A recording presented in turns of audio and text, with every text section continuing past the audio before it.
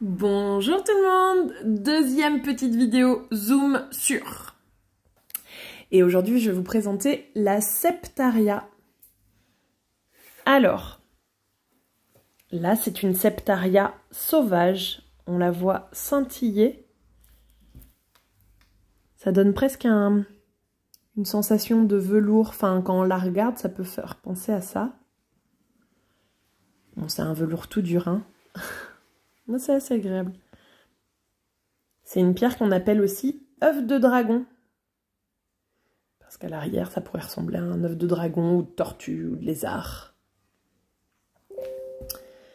C'est une pierre qu'on retrouve régulièrement avec du gypse. Donc là, on voit bien le gypse qui s'est formé dessus.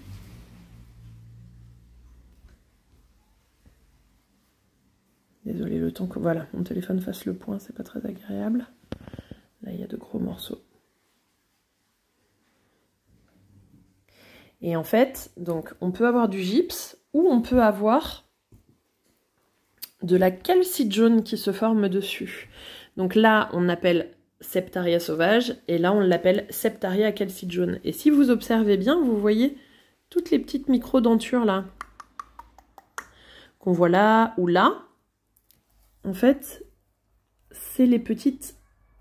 Oh, je sais pas si on va le voir comme ça. Ok. Ah, ça fait pas bien le point. Ben, c'est les petites micro-dentures du côté velours, là. Et du coup, la calcite jaune vient se poser sur la Septaria, exactement comme le fait le gypse, et vient remplir les cavités. Et du coup, là, vous pourriez vous imaginer une Septaria sauvage comme ça, une autre Septaria sauvage en face. Et du coup, la calcite jaune est venue combler les cavités. Donc, on trouve comme ça. On en trouve des très jaunes. Qui ont assez peu de... Finalement, là, on est quasiment sur de la calcite jaune uniquement. Et on en trouve des où il y a beaucoup plus de Septaria sauvage. Et j'en ai une exceptionnelle à vous montrer.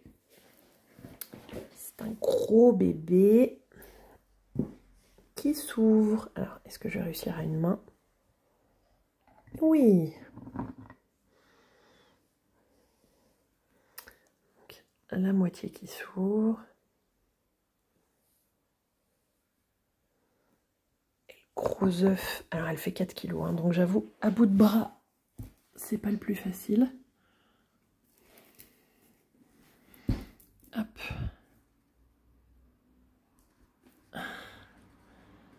Un gros œuf de dragon. Yep. Et la Septaria, qu'est-ce qu'elle fait?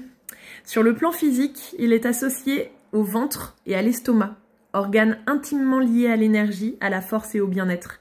Il stimule la vitalité en favorisant notamment une meilleure digestion. Ce qui mène à un mieux-être général et à la libération des blocages énergétiques. D'un point de vue émotionnel, cette pierre symbolise la libération. En identifiant les racines de nos troubles, le Septaria permet de mettre fin aux blocages liés aux événements douloureux du passé en ramenant ces derniers à la surface. La sensation sécurisante qui s'en dégage mène à une belle maîtrise de soi, qui, conjuguée à la force très ancienne de la pierre, permet la confrontation avec les démons du passé pour enfin reprendre sa vie en main et se consacrer au futur. En outre, le Septaria étant une pierre d'ancrage, il apporte patience, tolérance et favorise le lien avec l'extérieur. Parce qu'il apporte l'assurance et la confiance en soi, c'est l'allié des timides et des anxieux.